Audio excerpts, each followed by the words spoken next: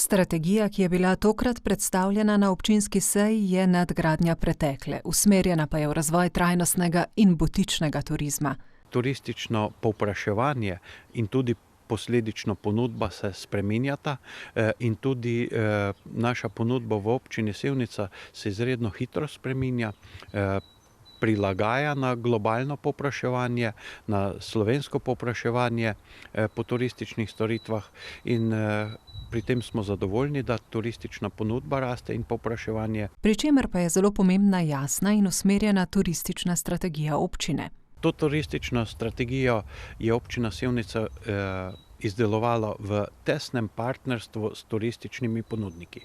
Na številnih srečanjih smo oblikovali to turistično strategijo v skladu s potrebami ponudnikov in tudi v skladu s trendi razvoja turizma, tako da dobimo čim boljši rezultat, ki je v skladu z njihovimi cilji. Cilj občine ali pa tudi naših turističnih ponudnikov ni množičen turizem.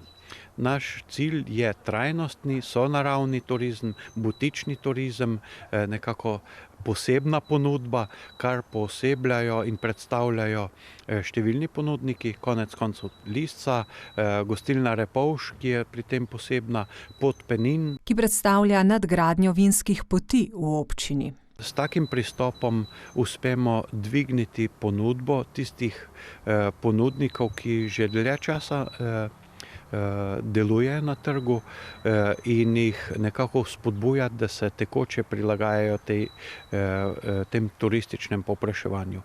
To je cilj naše strategije. Želijo pa si tudi zelo jasno razmejiti, kaj v turizmu je javna naloga in kaj podjetniška pobuda. Javna naloga je povezovanje, nekako vzpodbujanje, informiranje turistov, sama ponudba turističnih storitev pa je podjetniške naloge, ki izvajajo ponudniki sami.